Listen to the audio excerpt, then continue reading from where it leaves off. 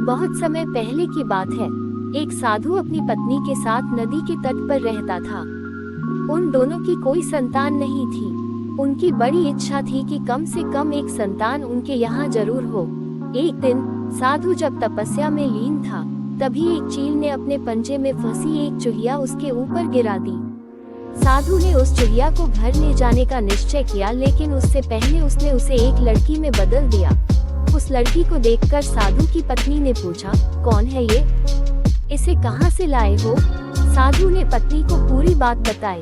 उसकी पत्नी बहुत प्रसन्न हुई और वो बोली, तुमने उसे जीवन दिया है, इसलिए तुम ही उसके पिता हुए। इस तरह मैं भी उसकी माँ हुई।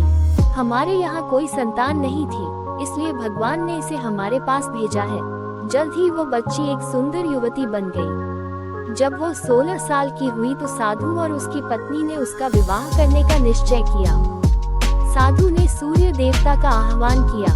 जब सूर्य देवता उसके सामने आए तो साधु ने उनसे उसकी बेटी से विवाह करने का अनुरोध किया। हालांकि लड़की को यह विचार अच्छा नहीं लगा और उसने कह दिया, क्षमा कीजिए, लेकिन मैं सूर्य देवता से विवाह नहीं कर सकती क्योंकि वो बहुत गर्म है। निराश साधु ने सूर्य देवता से कहा कि अब वे ही उसकी लड़की के लिए कोई सुयोग्य वर सुझाएं। सूर्य देवता ने कहा, बादलों के देवता से आपकी लड़की की जोड़ी सही बैठेगी क्योंकि वे ही धूप की गर्मी से उसकी रक्षा कर सकते हैं। साधु ने अब बादल देवता से उसकी लड़की से विवाह करने का अनुरोध किया। इस बार भी लड़की ने विवाह से इनकार कर दिया और बोली, मैं इस काले व्यक्ति से विवाह नहीं करूंगी। इसके अलावा बादलों की गरज से मुझे डर भी लगता है। साधु फिर से उदास हो गया और उसने बादल देवता से अनुरोध किया कि वे ही कोई सुयोग्य वर सुझाएं।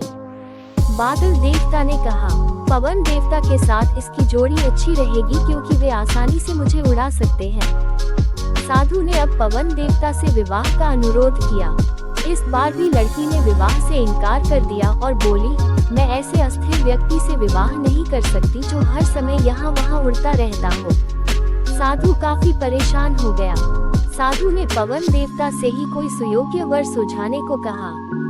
पवन देव ने जवाब दिया, पर्वतों के राजा बहुत मजबूत और स्थिर हैं। वे बहती हुई हवा को भी आसानी से रोक सकते हैं। उनसे आपकी लड़की की जोड़ी सही बैठेगी।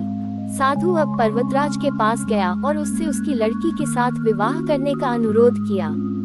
हालांकि इस बार भी लड़की ने विवाह करने से इनकार कर दिया और कहा, मैं ऐसे किसी व्यक्ति से विवाह नहीं कर सकती जो इतना कठोर और ठंडा हो। लड़की ने साधु से किसी नर्म वर को खोजने को कहा। साधु ने पर्वतराज से सलाह मांगी।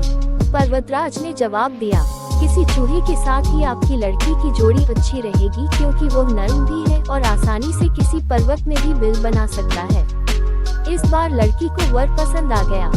साधु काफी हैरान हुआ और बोला, भाग्य का खेल कितना निराला है। तुम मेरे पास एक चुहिया के रूप में आई थी और मैंने ही तुम्हें लड़की का रूप दिया था। चुहिया के रूप में जन्म लेने के कारण तुम्हारे भाग्य में चूही से ही विवाह करना लिखा था और वही हुआ। भाग्य में जो लिखा था वही हुआ। साधु ने फिर से प्रार्थना शुरू कर दी और लड़की को दोबारा चुहिया बना दिया। मॉरल ऑफ स्टोरीज, भाग्य कभी नहीं बदलता।